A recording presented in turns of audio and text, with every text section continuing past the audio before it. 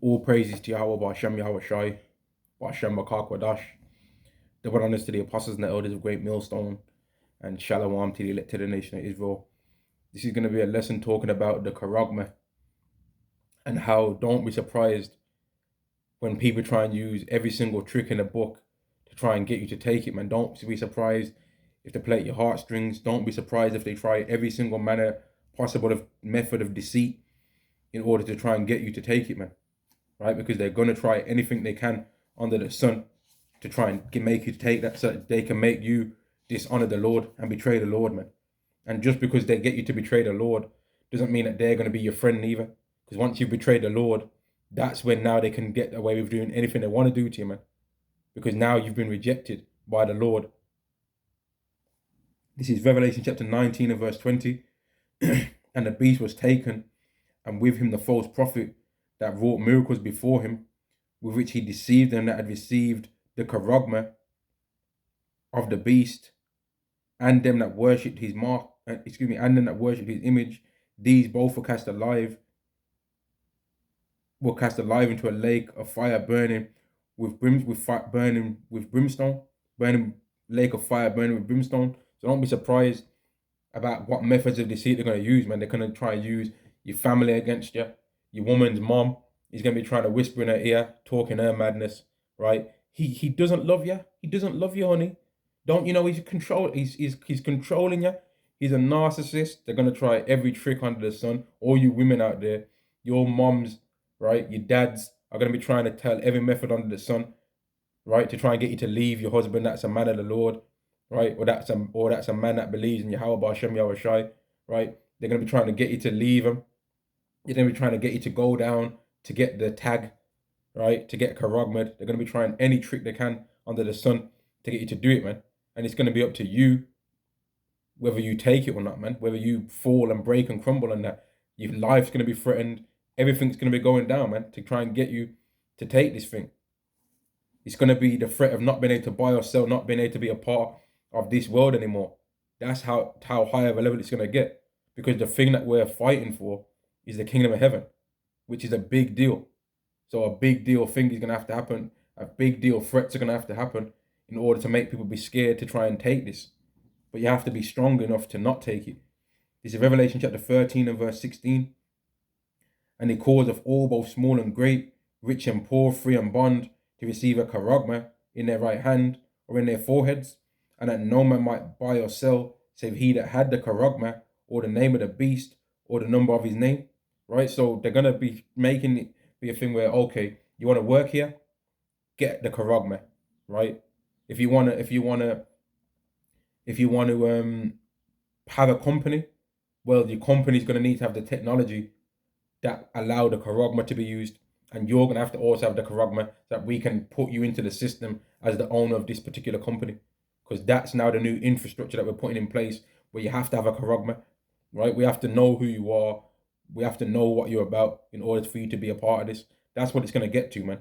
And don't be surprised by any of these slippery scumbags out there that are going to try every trick under the sun to try and get us to fall away, man.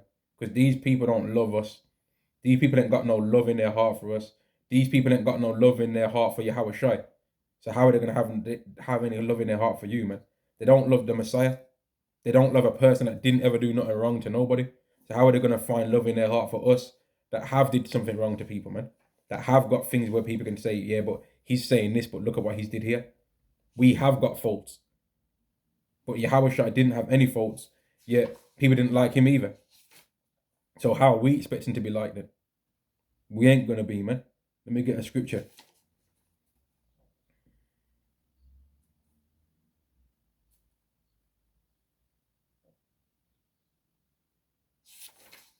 This is 2 Peter chapter 3 and verse 3.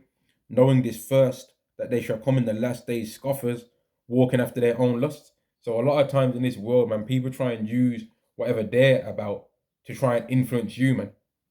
So they might be about money. So now they're trying to push the money spirit on you. Or they might be about the gym.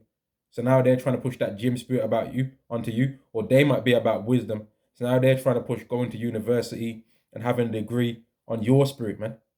Or they might be about being proud. So now they push on you to be proud. And among you women, There's a lot of women out there that they hate men and they hate their husbands and they hate their men. So then they try and push that spirit on you to be disrespectful to yours because they don't want to see a man receiving respect in any way, shape, or form because they don't give a man respect, right? So they don't want a man to receive respect because they find that disgusting for that to happen, man. And that's why when all hell breaks loose and people naturally dive back into their actual natural states, so the woman's gonna go back to the woman's position and the man's gonna go back to the man's position. A lot of women are just gonna be out here, hung out to dry, man. Men ain't gonna be coming to save them. Men ain't gonna be risking their lives to be trying to help a woman that they can clearly see just by looking at her that in the world she was proud. She might have tattoos of Egyptian gods on her and stuff like that. She might have Illuminati tattoos on her. She might have crazy all these hidden secret society tattoos and markings on her. She might have a face tattoo. They ain't gonna want to deal with that, man. Or she might have weave in her hair that looks like it's been able to get taken out for a month. They're just gonna be looking through, man. And if you're a woman that's trying to seek the kingdom, don't let none of these people fool you, man. And if you're a man that's trying to seek the kingdom, don't let none of these people fool you neither. Because when that charagma gets made mandatory, nobody's going to be able to use anybody else as a scapegoat. They're not going to be able to say, oh, I took the charagma because someone didn't like me. I took the charagma because my boss fired me. I took the charagma because women are demons. No one's going to be able to say that. They're going to have to stand on that they took it because they didn't have any faith. And really, they was just not of the elect. That's what they're going to have to stand on, man. This is Second Peter chapter 3 and verse 3. Knowing this first, that there shall come in the last days scoffers, walking after their own lusts, and saying, where is the promise of his coming? For since the fathers fell asleep, all things continue as they were from the beginning of creation. So that's what people are really about, man. They're just about scoffing. They're about trying to push their own agenda on people, man.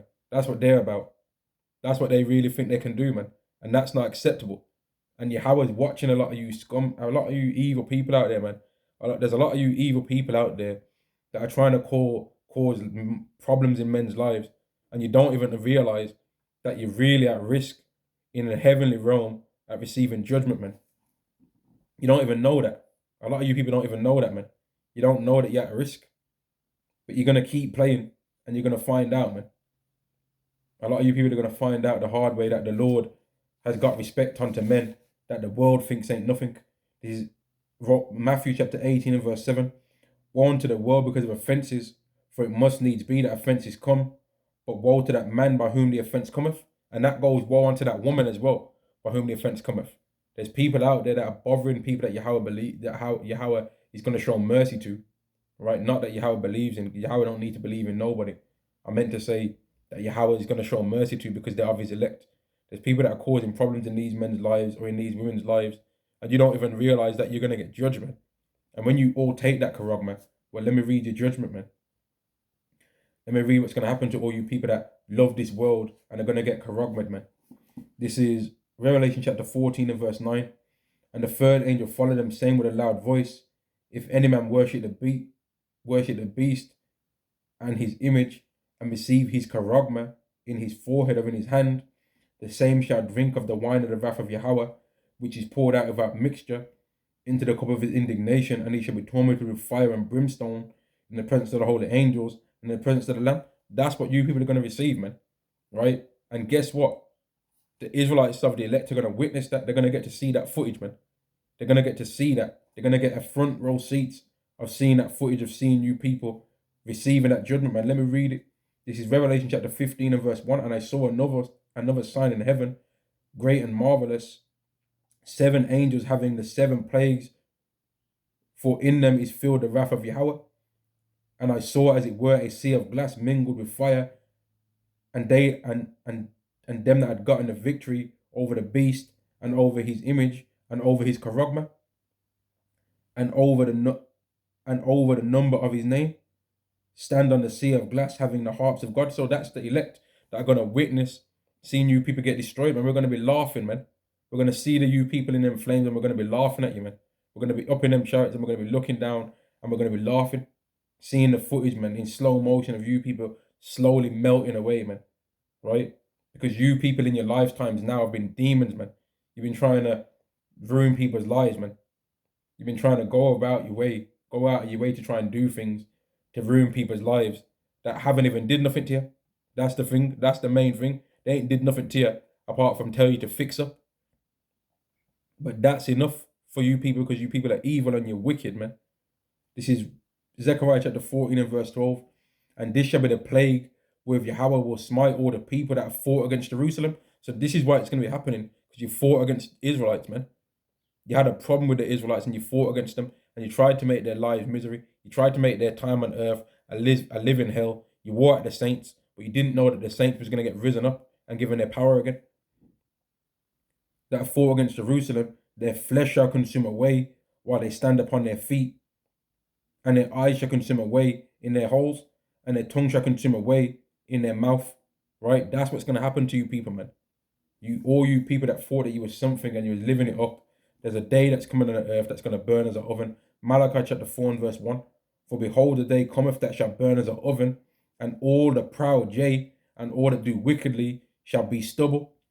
And the day that cometh shall burn them up, saith Yahweh of hosts, that it shall leave them neither root nor branch. So all you wicked people out there, man, that are food for that charagma, you've already spiritually all got that charagma in your hands or your foreheads, man. A lot of you people, man, you've already got it, man. You've already took that in your bodies, really. You're just waiting for it to be on this, for it to be out there, for you to take it, man. Because a lot of you already took something else. And that's the thing. You people have only shown yourselves weak. You're not rebellious, right? You're not down for things. You're really weak, man. A lot of you people are really weak and you're scared, man. You're really weak and you're scared, and you ain't got no courage to do anything that the Lord says. But you got all the manner of courage to do everything on the earth that the man in power tells you to do. And you really hate the Lord, man. And you hate the Lord so much that it bothers you to see anybody else love the Lord. It bothers you to see anybody else with faith unto the Lord. So you have to try and always hit everybody else's faith so that you can feel more in the right for what you've did with your life, man. You want to feel like you ain't a sellout. You want to feel like you're a good person, but you can't feel like you're a good person if you see that there's somebody else that looks at you like you're a counterfeit, man.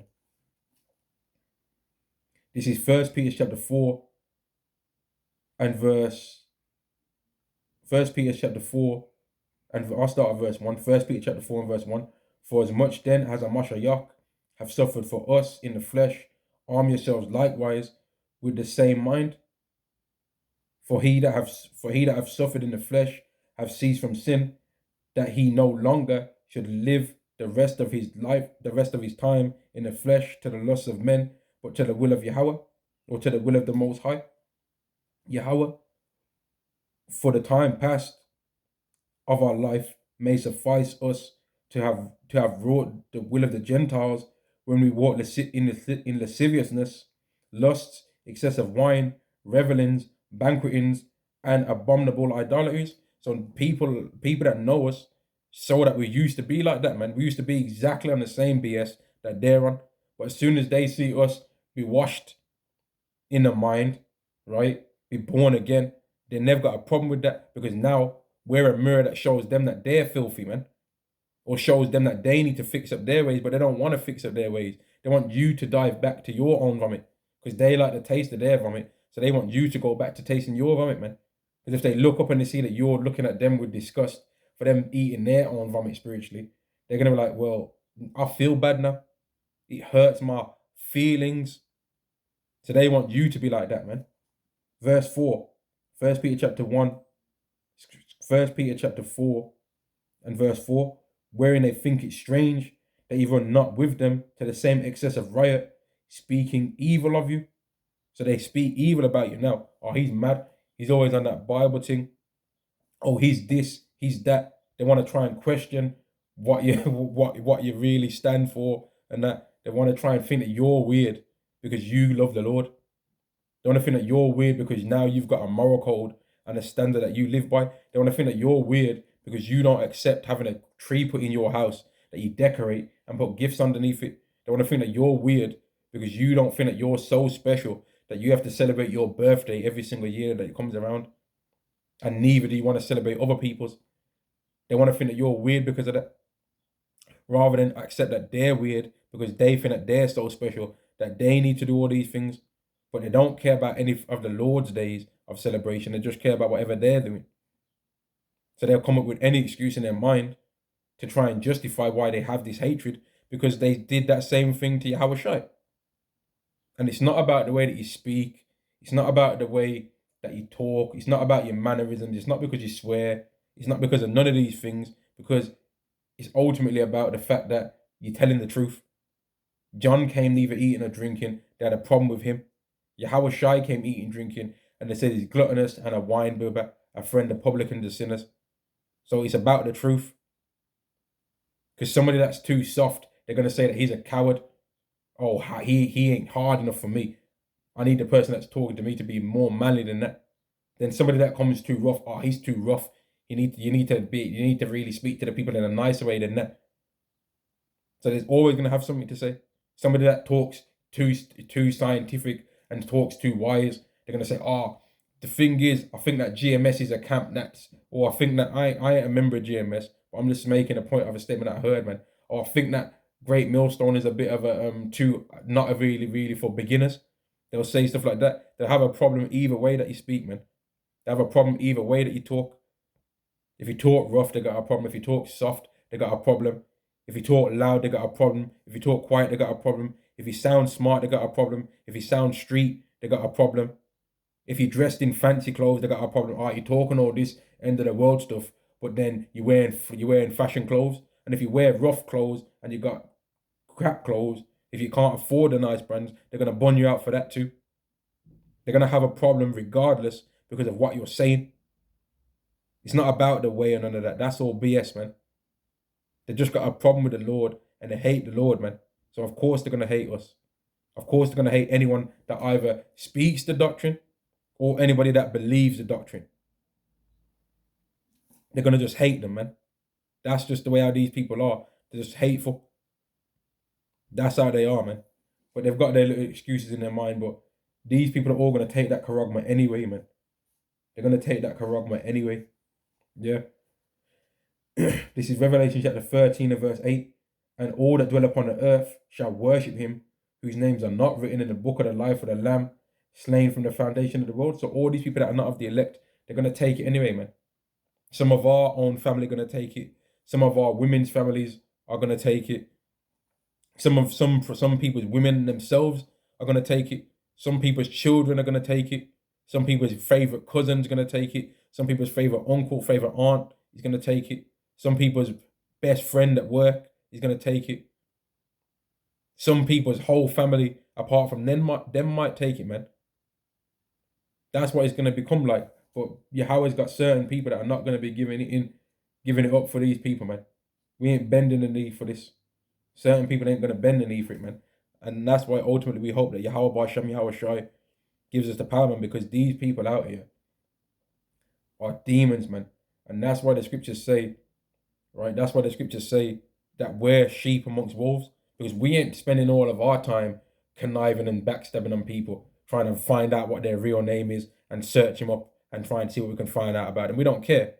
We don't care about you people's real names, I mean. So what your real name is. Know what the Lord's real name is. We ain't doing all of that information. We ain't trying to question all of these things about people and find out intricate details in their life. We ain't trying to cancel you people in terms of making you not speak freely about what you think. Speak even more freely so that it can really be exposed how evil you people are, man. Speak freely, man.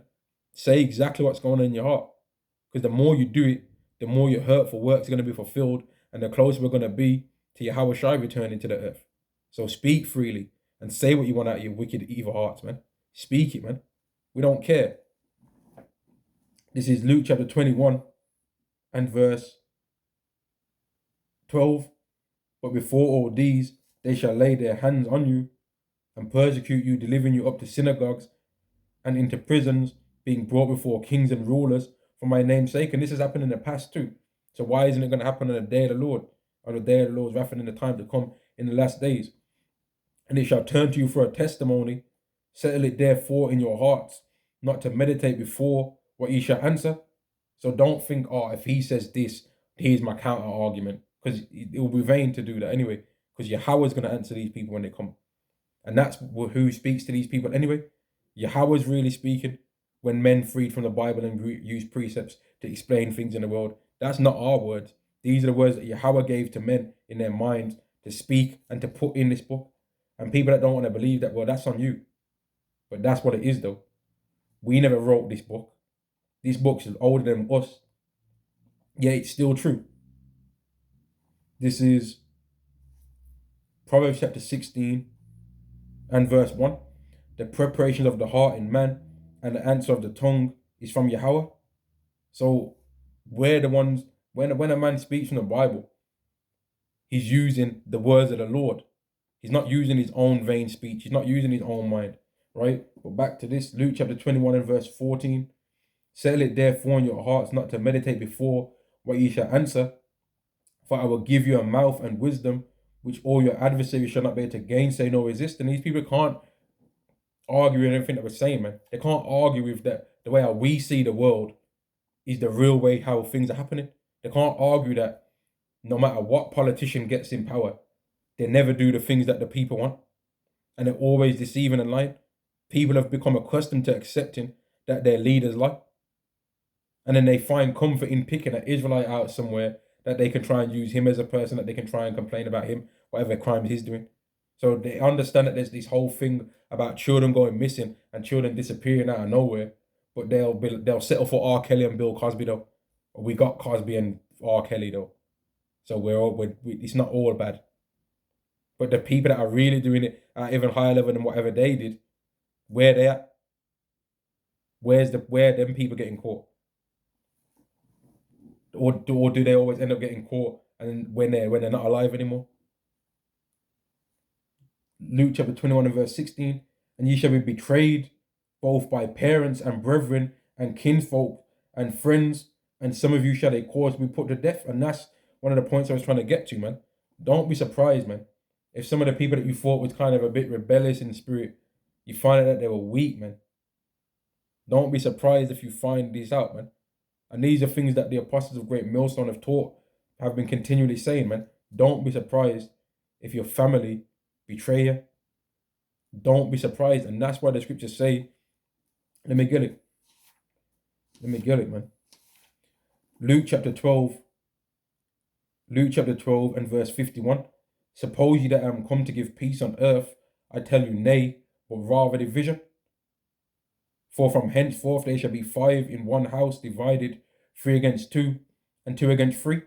The father shall be divided against the son, and the son against the father, the mother against the daughter, and the daughter against the mother-in-law against her daughter, and the daughter-in-law against her mother-in-law. So don't be surprised. And that's the son-in-law against the mother-in-law too. The father-in-law against the son-in-law.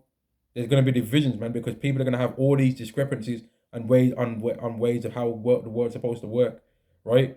But ultimately, the people that believe in Yahweh, who is the Heavenly Father, right? Who Yahweh means He exists, and the people that believe in Yahweh Shai, which is the Messiah's real name, which means He's the Savior or He's the Deliverer, right? The people that believe in them are the ones that are going to be the people that end up glowing in that time to come, man.